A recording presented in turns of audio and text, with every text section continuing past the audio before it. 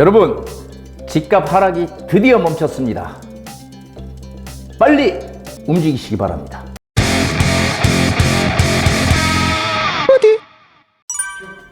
안녕하세요. 전국의 구독자 여러분, 부디 한정훈입니다. 자, 오늘 강의 주제 내용은 이런 겁니다. 자, 불확실성이 사라진 시장. 이제 우리는 드디어 결단할 시간이 왔다. 이것이 오늘의 주제입니다. 한번 보시죠. 자, 요번 1.3 대책 1월 3일 날 대책이 나왔죠. 규제지역 풀었습니다. 규제지역 서울의 강남, 서초, 송파, 용산만 빼고 서울 전역 다 풀었어요. 투기과열지구, 투기지역, 조정대상 지역 싹 다 풀었습니다. 자, 그러다 보니까 지금 기사가 이런 기사들이 많이 나오죠. 심리가 살아난다. 예, 그리고 급매 거래 빨라졌다. 이런 얘기가 많이 나오고 있습니다. 자, 심리가 살아난다라고 지금 하고 있는데, 이제 매매 수급 지수, 이번에 1월 3일 대책으로 아파트 하락폭이 39주 만에 축소가 됐대요. 39주 만에. 그리고, 여기 매매 수급 지수 보면은 전국이 1.3%가 올랐다. 서울은 1.0%가 올랐다. 뭐 이렇게 지금 나오죠. 전부 다 지금, 전국이 매매 수급 지수, 이 심리가 지금 살아나고 있습니다. 그래서 세금 완화, 규제 지역 추가 해제 예고, 급매물 거래 껑충 이렇게 지금 나오고 있죠. 그래서 급매가 빨리 소진이 돼야 이 시장이 어느 정도 다시 이제 정상 궤도로 들어간다고 저는 보고 있습니다. 그래서 지금 이렇게 심리가 조금씩 지금 살아나고 있는 그런 시장으로 왔다. 그래서 지금 이 대외 변수의 영향이 크다라는 얘기를 제가 많이 드렸잖아요. 대외 변수 뭐예요? 미국이 금리를 아주 발작적으로 올렸다. 그냥 폭발적으로. 0.75%씩 4차례나 올렸잖아요. 그렇죠. 그 올린 여파가 올해 미국이란 나라 전체에 지금 그 여파가 올해 비로소 나타날 것이다. 전문가들 이렇게 예상하고 있죠. 그래서 올해 미국 경제가 좋을 것이다, 안 좋을 것이다? 안 좋을 것이다. 이렇게 우리가 예상할 수 있죠. 그래서 대변수 사라지고 전방위 규제 완화 총력전 이렇게 지금 정부에서 하고 있죠. 대변수는 이미 없어졌고요. 우리가 항상 그런 거예요. 불확실성이라는 거 있잖아요. 어떻게 뭐가 어떤 방향으로 어떻게 진행될지 모르는 이 불확실성이 클 때는 정말 우리가 뭘 예측을 할 수도 없고요. 정말 어렵습니다. 시장이 어떻게 흘러갈지. 하지만 그런 불확실성이 사라지게 되면 그 다음부터는 쉽습니다. 자, 1.3 대책의 진정한 속뜻. 이게 뭐 무주택자들한테 여러 가지 뭐 혜택을 줘서 집을 사라 이렇게 겉은 이렇게 들릴지 모르지만 실제 속내는 이런 거죠. 다주택자들이 분양시장이나 미분양시장에 빨리빨리 참여해서 지금 미분양 리스크 낮춰서 주택시장 연착륙을 대비하겠다. 주택시장 연착륙 대책이에요. 그러니까 다주택자야 빨리 사. 그래서 이 미분양 좀 해소해줘. 이런 게 실제로 1.3 대책의 진정한 속뜻이라는 거죠. 그래서 사실 1.3 대책의 가장 수혜의 아파트, 뭐, 언론에도 많이 나왔지만, 둔촌주공이잖아요. 예, 둔촌주공.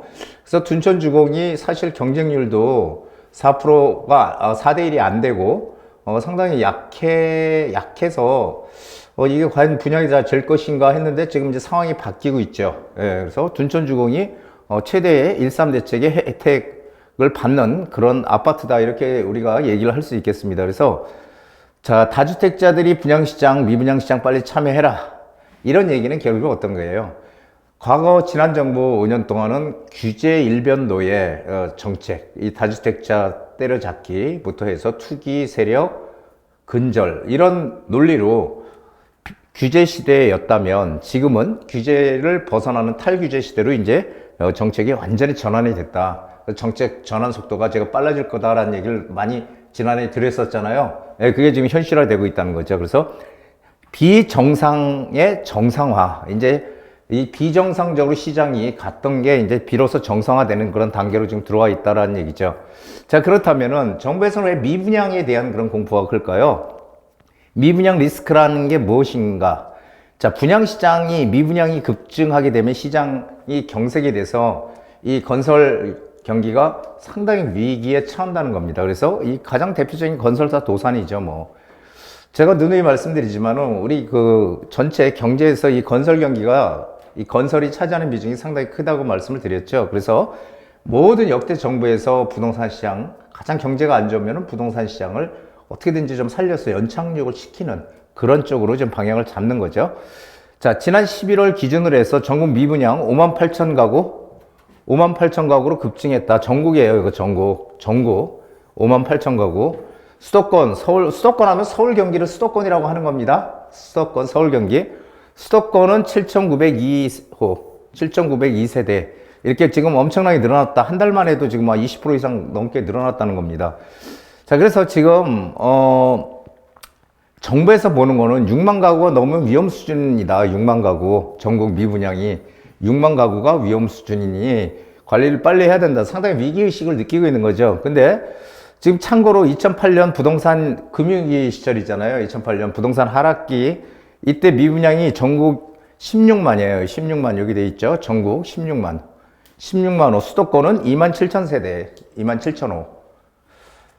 자, 그렇다면은 우리가 봐야 될 게 뭐냐면 여기서 기준을 하나 세우셔야 돼요. 기준이 뭐냐면은 우리 전국을 보는 게 아니라 이 수도권을 봐야 돼요. 수도권 서울 경기를 봐서 서울 경기에 한 15,000가구 이상이 15,000가구 이상이 미분양이 급증하더라. 15,000가구가 넘어가더라. 이렇게 되면은 미분양 정말 리스크가 생겼네. 위험하네. 이렇게 생각할 수 있지만 그렇지 않고 15,000가구가 넘어가지 않는다면은 사실 수도권에 15,000가구입니다. 넘어가지 않는다면 그렇게 미분양이 상당히 위험하다 이렇게 볼 수는 없다 이렇게 생각하시면 됩니다. 그래서 과거에 비하면은 2008년도 16만 호 그런 거에 비하면 아직 상당히 양호한 수준이라고 저는 이제 보고 있죠. 자, 우리 미분양이란 단어를 우린 이렇게 받아들여야 돼요. 미분양, 왜 미분양이 날까요? 사람들이 오지 않는다는 거잖아요. 그렇죠? 자, 물론 이제 경제 위기나 정말 어떤 최악의 상황이 처하게 되면은 아무리 입지가 좋은 지역도 투자하기가 어렵잖아요. 그렇죠? 그런데 그런 위기 상황이 풀리게 되면 어떻게 돼요? 다시 투자 수요가 들어가게 되는데 그 투자 수요가 안 들어가는 지역은 미분양이 난다는 거잖아요. 그렇죠? 그래서 이 미분양이라는 것은 이 지역적 차별화를 의미한다라고 우리는 판단을 해야 돼요. 지역적 차별화. 시장이 다시 정상화돼서 거래량이 늘어나고 하더라도 이제 오르는 곳과 오르지 않는 곳, 이 양극화라고 제가 항상 말씀드려요. 양극화, 이 말을 다른 말로 하면은 이걸 차별화라고 저는 얘기를 합니다. 차별화. 지역적으로 차별화가 커질 것이다라는 거죠. 지역적으로 차별화가 커진다. 그래서 이게 미분양 지역들, 제가 그 2018년도인가? 그때도 그런 얘기 드렸죠. 많은 전문가들이 뭐라고 얘기했어요? 전국에 미분양 물량이 너무 많다. 그리고 전국 공급 물량이 미분양 물량이 아니라 공급 물량이 너무 많아. 그래가지고 시장이 안 좋을 것이다. 주택시장이 이렇게 얘기했지만 제가 그때 얘기했던 게 뭐죠? 전국적으로 많지만 지역적으로 봐야 된다라는 거죠. 지역적으로. 모든 지역이 다 많은 건 아니거든요. 그렇죠? 항상 수요와 공급이 부동산의 가장 큰 수요와 공급이 가격을 결정해 주잖아요. 그런데 어떤 지역은 그렇게 많은데 불구하고 어떤 지역은 공급 물량이 별로 없어. 그럼 그 지역은 어떻게 돼요? 우리가 들어가서 투자를 해야 될 지역이라는 것이죠. 그래서 지금 미분양은 지역적 차별화를 만들어낼 것이다. 이게 그래서 정상이 되더라도 시장이 정상화돼도 이 차별화 시장이 펼쳐진다. 그러니까 우리는 미분양이 날 수 있는 그런 지역, 즉 선호도가 떨어지는 지역은 들어가면 안 된다라는 얘기를 드리는 겁니다. 시장이 정상화되더라도. 자, 싼 게 비지떡이라는 말은 부동산도 똑같이 적용이 됩니다. 싸면 싼 이유가 반드시 존재하는 거죠. 그렇죠? 그렇죠. 싸면 이유가 있을 거 아니에요. 비싼 이유가 있을 거고. 우린 그걸 봐야 된다는 거죠. 자, 하급지를 떠나 상급지로 이제 무조건 갈아타야 됩니다. 만약에 갈아타기를 생각하시는 분들은 지금 빨리 갈아타기를 해야 돼요. 어디로? 좀 더 나은 상급지로. 물론 내가 거주하는 곳은 틀리죠. 거주는 내가 편한 곳에 하면 됩니다. 제가 누누이 말씀드리지만. 자, 금리 리스크가 아직도 존재한다. 이런 얘기들 지금 많이 해요. 아직 금리가 더 얼마나 오를지 모른다. 이것은 정말 바보 같은 생각 아닙니까? 왜냐하면 금리의 방향성은 이미 정해져 있어요. 연준은 지금 최대 기준금리가 4.5%까지 지금 상단이 4.5%인데 4.5%. 그렇죠? 연준이 4.5%예요. 지금 현재 이거를 지금 5%까지 끌어올릴 것 같아요. 그러면은 0.25%씩 가면 한 두 번 정도 더 올릴 수 있다는 얘기죠. 0.25. 0.5%씩 올린다고 얘기하는 사람도 있지만 지금 기류가 서서히 바뀌어가고 있다는 거예요. 왜냐면은 지금 우리가 그 연준, 뉴욕 연방준비위원회라고 우리가 얘기하는 연준에서 이 인플레이션을 잠재우기 위해서 금리를 지금 이렇게 많이 끌어올렸는데 그 여파가 지금 올해 나타날 것이라고 얘기를 하고 있어요. 근데 중요한 거는 기대 인플레이션이라는 게 있거든요. 기대 인플레이션. 기대 인플레이션이라는 건 뭐냐면은 기대 인플레이션은 1년 후에 이 시장 참여자들이 1년 후에 이 물가가 얼마나 오를까를 예측을 한 수치예요. 그러니까 예상치죠. 기대 인플레이션이라는 게 이게 지금 5%로 지금 나왔죠. 기대 인플레이션이 이게 2021년 7월 이후로 가장 저점이에요. 지금 가장 낮은 수치입니다. 지금 계속 기대 인플레이션도 떨어지고 있다는 거예요. 지금 이렇게 되면은 미국도 연준도 지금 4.5 상단이 4.5지만 이거 한 두 번 정도 0.25%씩 이렇게 조정해서 올릴 가능성이 크고 결국 어느 시점에서는 금리 인하로 갈 수밖에 없다. 왜냐하면 지금 올해 미국 경제가 상당히 안 좋을 거라고 예상이 되기 때문에 우리도 마찬가지잖아요. 우리도 지금 금리 기준금리 한 0.25% 정도만 더 올릴 것이다라고 보는 거죠. 더 많이 올리지 못할 것이다라는 거죠. 이거는 이미 금리의 방향성은 정해져 있어요. 그래서 금리 리스크라는 것은 아직 이제는 존재를 하지 않습니다. 그리고 예측 가능한 위험은 더 이상 위험이 아니에요. 우리가 예측이 충분히 가능하기 때문에. 자, 그리고 제가 늘상 말씀드리지만 2007년도에 기준금리가 5%까지 갔던 시절이 있어요. 여기 보면은 2007년도 기준금리 5%죠. 2008년도에 5.25%까지 간 적이 있어. 2008년도에는. 2007년도 5%까지 갔다가 자, 이렇게 기준금리가 높았죠. 기준금리가 5%니까 엄청 높은 거잖아요. 그런데 이때 아무도 금리 높다고 저한테 와서 얘기한 분들은 아무도 없었어. 그래서 금리가 단순하게 금리가 올라서가 아니고 미국이라는 그런 미국의 대외적인 이런 금리 인상의 큰 변수 때문에 지금 시장이 여태까지 흔들렸다, 지난해 어려웠다 이런 얘기를 드리는 겁니다. 자, 정부의 시그널을 우리는 읽어야 됩니다. 자, 서울권 투기과열지구 해제. 서울권, 강남, 서초, 송파, 용산만 남겨놓고 다 해제했잖아요. 이건 재개발, 재건축에 대한 투자 신호다? 이렇게 받아들여야 돼, 우리. 이거 정말 빨리요. 그래서 여기 보면은 분양가 상한제, 자, 잠깐만요. 분양가 상한제. 여기 분양가 상한제 있죠? 중도금 대출 규제, 재당첨 제한, 5년 동안 당첨이 되면은 5년 동안 재당첨 제한을 하는 거죠. 5년 이내는 다시 아파트를 받지 못하게 하는, 당첨되지 못하게 하는 그 조합원 지위 양도금지. 이것도 투기과열 지구에서 해당이 되는 거잖아요. 그래서 조합원 지위 양도금지는 재건축 같은 경우는 조합 설립이 되면 그때부터 팔 수가 없잖아요. 그렇죠? 그리고 재개발은 관리처분 시점 되면은 팔 수가 없어. 관리처분 인가가 되면은. 근데 이제 그게 자유로워지는 거죠.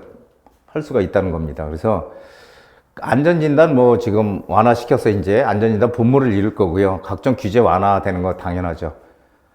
자, 분양가 상한제도 이제 없어지고 이렇게 참 상당히 지금 많이 지금 풀려 있잖아요. 이게 재개발, 재건축의 어떤 투자 신호 아닙니까? 이거 지금? 자, 재개발, 재건축 전성시대가 지금 온 거예요. 이거를 우리가 이해를 해야 되는 거예요. 그냥 무조건 그냥 움츠리고 있을 게 아니라 이런 것들을 우리가 빨리빨리 파악을 해야 된다는 거죠. 정부의 시그널이 이렇다는 겁니다, 지금. 자, 시장을 정확하게 읽어야 된다는 거죠. 정부 정책은 탈규제로 시장 부양에 지금 방점을 찍었다. 시장 부양이에요, 부양. 금리 인하는 시간 문제일 뿐이다. 제가 어떻게 말씀드렸어요? 금리 인하, 우리나라는 1분기가 지나고 2분기부터 금리 인하 고민을 할 것이다. 2분기, 올해 2분기입니다. 미국은 3분기부터 금리 인하 고민을 할 것이다. 제가 이렇게 말씀드렸죠. 자, 재개발, 재건축 시장으로 빨리 진입을 해야 됩니다. 이거는 제가 누누이 말씀드리지만 자꾸 늦으면 늦을수록 손해다라는 얘기죠. 자, 우리 구독자, 부동산 DJ를 열심히 시청해 주시는 구독자를 위한 제 조언입니다. 자, 재건축, 재개발 무조건 지금 투자해서 들어가야 됩니다. 금액이 많으면 재건축에 투자하시고요. 금액이 작으면 재개발에 투자해야 돼요. 왜?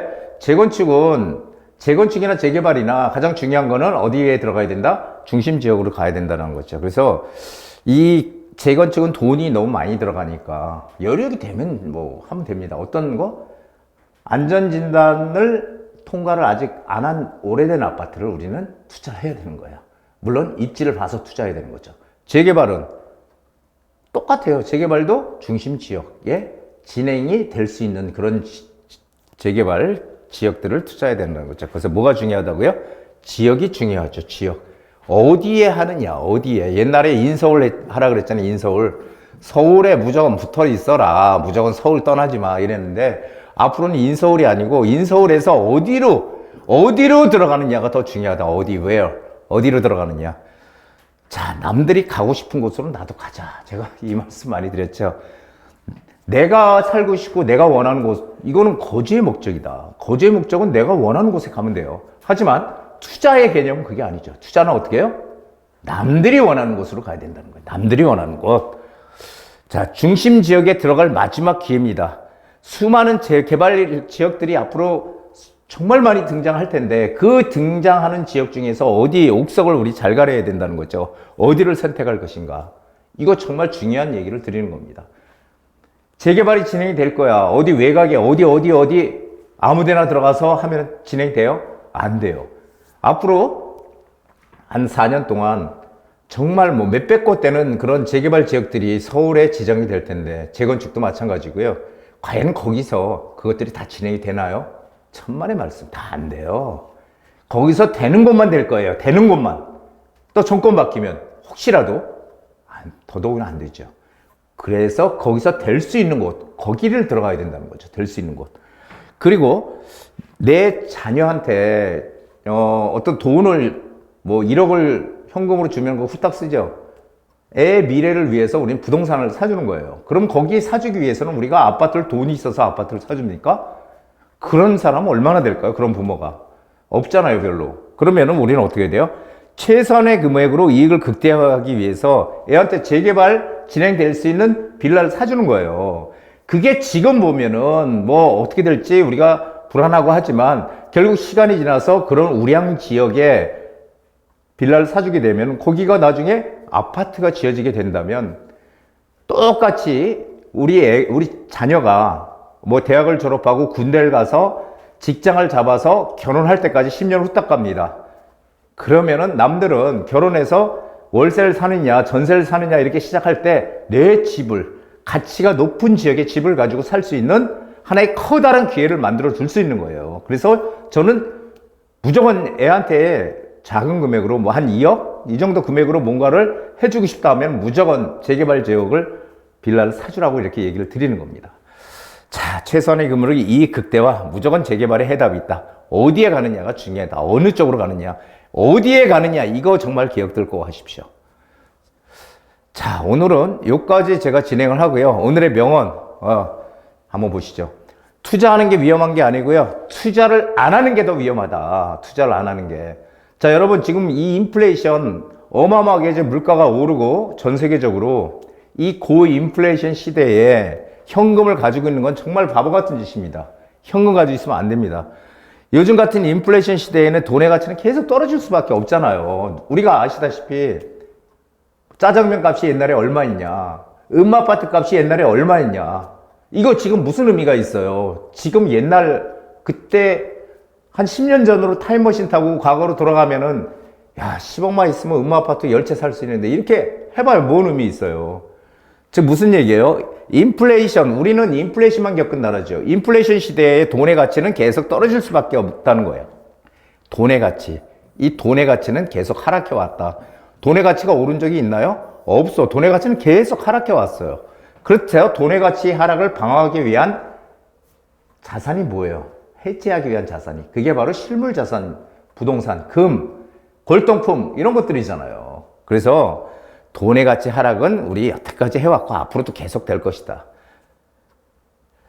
말로 우리가 경제적 자유를 누리기 위해서 재테크를 한다고 하지만 경제적 자유라는 것은 직장 생활을 해가지고 되지 않는다는 거죠. 월급 가지고는 얻어지지 않는다는 거죠. 그래서 뭔가 투자를 할 수 있는 그런 마인드가 중요하다는 거예요. 투자 어렵지 않습니다. 누구나 할 수 있거든요. 여러분도, 저희 구독자 여러분들, 내 작은 금액으로 어떻게든지 돈을 불려갈 수 있는, 그래서 나중에 경제적 자유를 얻을 수 있는 그런 분들이 되셨으면 좋겠습니다. 자, 오늘 여기까지입니다.